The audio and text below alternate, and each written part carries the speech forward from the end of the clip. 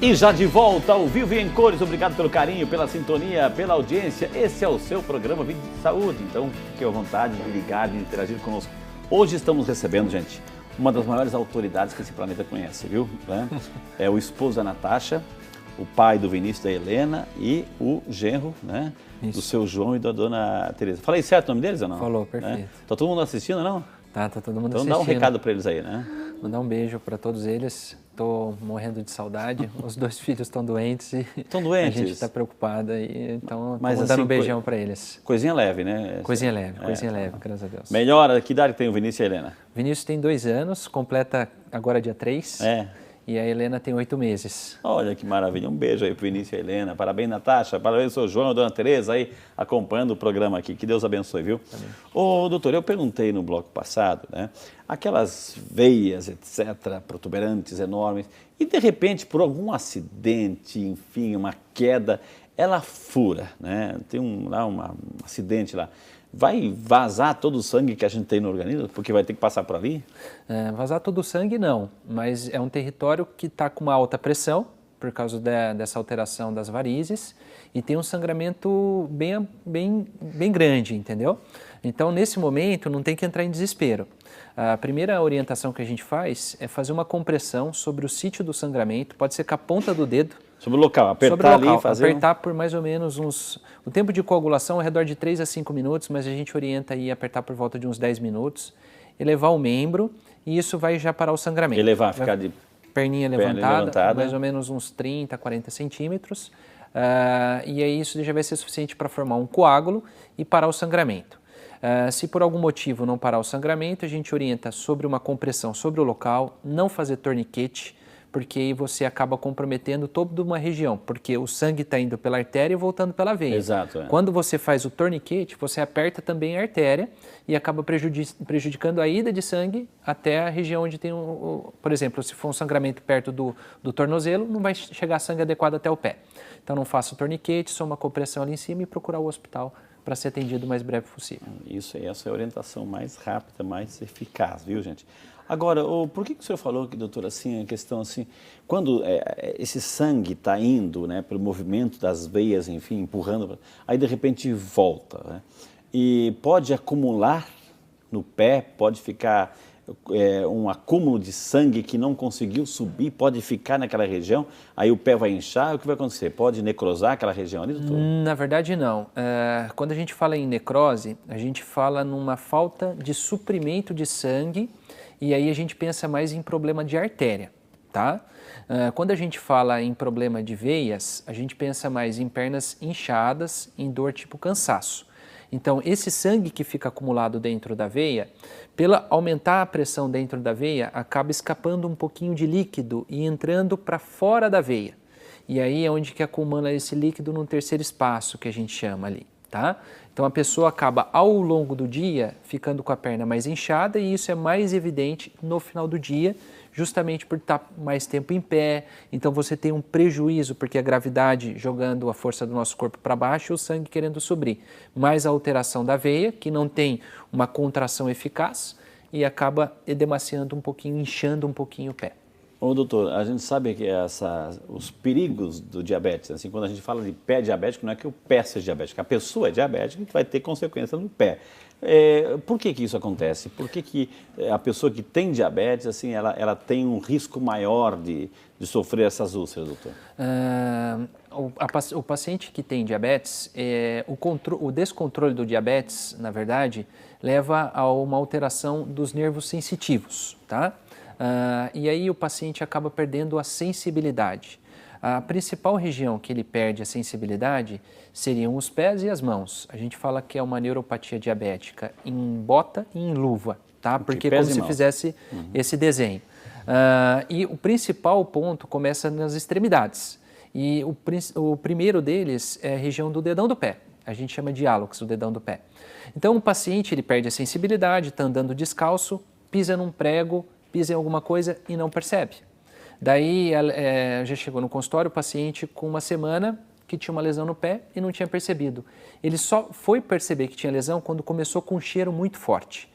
E como o diabetes ela é uma doença sistêmica, ela ataca os olhos, ela ataca os rins, ela ataca os nervos, muitas vezes o paciente diabético também tem uma dificuldade de enxergar. Então, ele não consegue ver a lesão, ele não consegue sentir e muitas vezes só consegue perceber quando já tem um quadro mais avançado.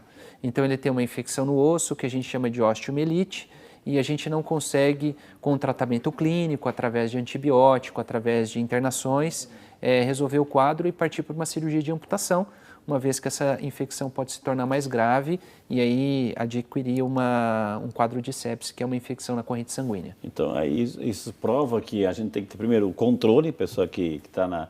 E para evitar o diabetes, aí tem as receitas, né, doutora? Assim, cuidado com os açúcares, cuidado com o carboidrato, exercício físico, cuidado com a obesidade. Então, isso é uma maneira também de evitar o surgimento e o descontrole do diabetes, né, doutor? Exatamente. Geralmente, os diabéticos eles são acompanhados por uma especialidade médica, que é chamada endocrinologia, que é a especialidade da minha esposa. Ah, é? Ô, doutora Natasha, qualquer dia a senhora vem sentar aqui para eu entrevistá-la, viu? Né? E até a gente troca muitas informações a respeito do tema, por isso que eu sou tão apaixonado, porque a gente conversa isso bastante. E esses pacientes, eles têm esse acompanhamento conjunto, essa interface com outra especialidade médica e a gente cobra muito um controle do diabetes. Então, do ponto de vista alimentar, tomar muito cuidado com a ingesta alimentar de açúcares, de carboidratos de uma forma geral. Hoje a gente tem um leque de outras substâncias, de adoçantes, etc., que consegue ser um adjuvante para o diabético não ter tanta restrição do ponto de vista alimentar. E também sempre está acompanhando as lesões de órgãos-alvo. Então, fazer a avaliação oftalmológica, fazer o teste de sensibilidade nos pés, porque isso pode ser feito de rotina e a gente detectar alterações precoces de sensibilidade. Outra coisa que é importante dizer com relação ao paciente diabético, ele também tem uma perda da hidratação do pé. Então, ele fica com o pé mais ressecado do que o habitual. Isso favorece o surgimento de rachaduras e de fissuras no pé, principalmente no frio. Isso é a porta de entrada para a migração de uma bactéria, se você não tem um cuidado adequado, e iniciar uma infecção. Muitas vezes é superficial, mas ela pode atingir estruturas mais profundas, como ligamentos, tendões, e a infecção se propagar. E aí a gente, infelizmente, só descobre isso numa fase mais tardia e muitas vezes partir para uma cirurgia ou de limpeza ou então uma cirurgia de amputação. Doutor, nós preparamos algumas telas, nós gostaria de convidar o senhor, sim, até mesmo para sintetizar, para resumir ou para explicitar melhor, apesar que o senhor está brilhantemente aqui falando. Então, aqui quando o assunto é úlceras, eu gostaria que o senhor falasse dos sintomas. Como é que a gente começa a perceber que alguma coisa diferente está acontecendo nos nossos membros inferiores, doutor? Na verdade, existem vários sintomas, né? Eu acho que o sintoma vai muito de encontro para o tipo de lesão que o paciente tem. Então, que nem a gente falou muito sobre varizes até aqui, então, o paciente que tem peso, que tem um inchaço no final do dia, tem que ligar o botãozinho de alerta para a gente descobrir isso precocemente e evitar que apareça uma lesão varicosa. Eu acho que o segredo está em se descobrir os principais problemas antes da lesão e não necessariamente o momento da lesão, porque a lesão é fácil, você olha lá, tem a lesão. Aí você só precisa definir o diagnóstico, se é uma lesão de um pé diabético, se é uma úlcera varicosa, se é uma lesão por causa que tem uma obstrução da artéria, porque o tratamento ele é diferente. Para cada caso a gente tem um tipo de tratamento. Uma pessoa, doutora, já que nós estamos aqui, nós estamos de pé. Uma pessoa que de repente trabalha o dia inteiro de pé, lá pelo trabalho, etc., tem que andar, tem que se movimentar, ou seja, a maior parte... a tendência maior, ela pode sofrer algumas consequências, ela é mais propensa ao desenvolvimento dessas varizes, dessas Na verdade, sim, e existem até alguns estudos que foram feitos em pacientes que tinham queixa de peso, queimação, às vezes inchaço no final do dia, e iam fazer o ultrassom no período da manhã, o ultrassom vinha normal, não tinha nenhuma alteração nas veias. E aí alguém teve uma ideia de fazer um ultrassom de manhã e ao final do dia. e percebeu que o paciente desenvolve uma insuficiência das veias transitórias. Entendi. Tá? Então, isso chegou à conclusão de que ao longo do dia a gente tem que usar de alguns mecanismos, principalmente se tem o fator genético positivo, uma história familiar para a doença de varizes, que é um dos fatores de risco e sem dúvida o fator de risco mais importante. Por exemplo, o uso da meia elástica, que a gente chama de elastocompressão, porque ela tem uma força de contração que impulsiona o sangue e ajuda no retorno. É como se fosse uma bomba que está jogando o sangue de volta para o coração. Tá, eu já ouvi, doutor, assim, que esse uso dessas meias elásticas, a eficiência delas, principalmente quando você vai fazer uma viagem de uma distância enorme, etc., uma grande viagem, ou de repente assim vai ficar muito tempo sentado no ônibus, no avião. Então é bom por causa da circulação. Mas não é só naqueles momentos, doutor. Não, o ideal seria...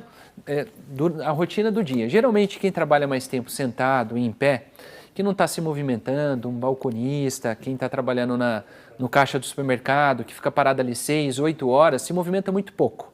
Então não contrai a musculatura.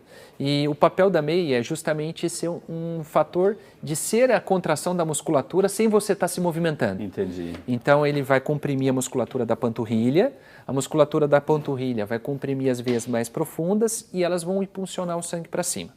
Independente do trabalho, seria ideal. Rotina. Acorda, coloca a meia, faz sua rotina de trabalho e a gente sempre orienta na hora do descanso, né? Mas não vai apertar, de repente, vai ajudar a veia, mas não pode apertar a artéria? Então, a gente não indica, é por isso que é importante passar por avaliação do especialista. Geralmente a gente não indica a terapia compressiva para pacientes que têm problemas arteriais. Entendi. Então, no consultório, todos os pacientes que chegam com uma queixa venosa, eu sempre examino a parte arterial. Entendi. Já chegou no consultório o paciente com uma queixa de pequenas varizes e na hora que a gente foi examinar os pulsos, não tinha pulso. Aí a gente foi fazer uma outra parte do exame vascular, auscultou um sopro na carótida. Aí ela tinha uma obstrução da circulação que vai para o cérebro de um lado e um estreitamento da circulação do outro. O motivo da consulta foi outro, totalmente. Ela é uma amiga minha até hoje, porque depois ele descobriu um outro problema na circulação do coração e também. Então, assim, o exame clínico, ele é insubstituível. A conversa com o paciente é insubstituível. Então, é a partir desse momento que você individualiza o tratamento. Se o paciente tem uma circulação arterial e tem essa queixa venosa, a gente indica a meia elástica. Entendi. Como forma não só terapêutica, melhorar o inchaço no final do dia, melhorar os sintomas de peso, mas sobretudo profilática, evitar que apareçam varizes. Agora é importante que o doutor Lucas, você prestou atenção? Eu tenho certeza que sim, mas não é assim, porque ele está dizendo agora amanhã eu já vou lá na farmácia ou lá na loja especializada comprar e usar de qualquer jeito. Legal, né? Isso aí, a eficiência é fantástica, mas é o médico que vai ter que indicar, porque nem todo mundo vai precisar. De repente você pode, eu vou usar porque eu vou me prevenir. Cuidado, você pode ter algum problema de artéria. Né? Então, nesse caso, não é aconselhável, não é, doutor? Isso, a meia elástica é uma receita médica, né? A gente vai no consultório, a gente muitas vezes mede o tornozelo, mede a panturrilha do paciente. Hoje as lojas especializadas já têm uma equipe que trabalha com essa aferição para ter uma meia no tamanho adequado. Entendi. Não é só a compressão, porque existem vários tipos de compressão. O pessoal fala que é leve compressão, que é de 15 a 20 milímetros de mercúrio, média compressão, que é de 20 a 30, alta compressão superior a 30 milímetros de mercúrio. Mas cada paciente tem a sua indicação. Tá, quem que indica? É o cirurgião vascular? Sim, é um ortopedista também pode indicar? Pode, mas eu acho que talvez o profissional que tenha a maior capacidade técnica seja o cirurgião vascular, porque lida com isso, okay. É uma rotina muito comum de consultório. Entendi. Doutor, sensação de formigamento frequente é também outro sintoma? Sim, é outro sintoma, principalmente no paciente que tem diabetes. Ele começa com uma queixa de, olha, eu sinto um formigamento na ponta dos pés, parece que eu estou pisando em algodão. Então é uma perda da sensibilidade que vem acontecendo e é um sinal de alerta para a gente detectar que é um pé de risco. Entendi. Então a gente precisa cuidar ainda mais desse pé. Então precisamos olhar muito bem a unha desse paciente diabético. Então, vai cortar a unha do paciente, não pode cortar o cantinho, porque pode fazer uma lesão. Então, esse paciente é um pé de risco, precisa hidratar muito bem. Todo dia, abrir o vão dos dedos. Será que não tem uma lesão por micose, que é a porta de entrada? Bem, secar enxugar. Bem. O paciente não enxerga, precisa de uma ajuda de um familiar. Então, o familiar vai ajudar a fazer esse exame todo dia. Trocar o tênis, trocar o sapato, né? Não usar o mesmo, cuidado com as meias, etc. Tudo isso é consequência, tem as consequências. Queimação nos pés e tornozelos. Um dos sintomas do paciente que tem problema de varizes, ele fala que tem uma coceira na perna. Alguns falam que é queimação, outros falam que é uma ardência. Todos são sintomas relacionados à doença venosa, tá? De uma forma geral. Dor e sensação de agulhadas. Pode ter a ver com uma inflamação do nervo e ser uma neuropatia, né? Como a gente já discutiu no paciente diabético. Dormência nos pés, a mesma coisa. Fraqueza nas pernas. Também o ponto da neuropatia ser tão grande que o paciente tem essa sensação de que a inflamação dos nervos provocada por essa alteração do diabetes é tão grande que ele tem a sensação de que as pernas estão meio bambas, meio fracas. A obesidade, doutor, o sedentarismo, ele contribui? Muito. Negativamente? Muito. A obesidade ela é um fator de risco para várias doenças e do ponto de vista vascular, para doenças arteriais, para doenças venosas, um fator de risco para desenvolver o diabetes e mais tarde você fazer uma lesão no nervo e aí ser um pé de risco e um potencial pé diabético. Exato. Então a obesidade sim, assim como o cigarro também é fator de risco, tá? Tanto para as doenças arteriais quanto para doenças venosas. Eu vou convidar o senhor a, vamos sentar aqui. Eu já vou chamar o intervalo, mas tem um recadinho muito interessante aí, a mensagem do dia, né? A mensagem do dia. Eu queria convidar você, né? Uma sugestão, que tal você receber aí todos os dias a mensagem do Papa Francisco? Já pensou, né? Trata-se de um projeto A Mensagem do Dia. Você pode acessar tudo isso, saber mais informações pelo www.amensagemdodia.com. Basta você vai preencher um cadastro, está aí na tela o site, né, para você ver, está na tela, você vai preencher o cadastro, colocar os seus dados aí e vai começar a receber por e-mail, né, a mensagem do Papa em vídeo, né? Então é muito importante. É claro, como nós estamos aqui no projeto evangelizador, é claro que novamente estou aqui para pedir a sua colaboração. Você vai fazer uma doação espontânea que você precisar, decidir, enfim, tiver condições, é claro, né? E aí você vai começar a receber todos os dias a mensagem do Papa. Acesse já www.amensagemdodia.com e tenha, sabe, as mensagens do Papa Francisco em seu e-mail todos os dias. Estão começando a chegar as perguntas, eu vou chamar o intervalo e aí eu quero bombardear o doutor aqui, Lucas, com perguntas e, claro, muito mais informações sobre úlceras, principalmente nos membros inferiores. A gente volta já, só para você.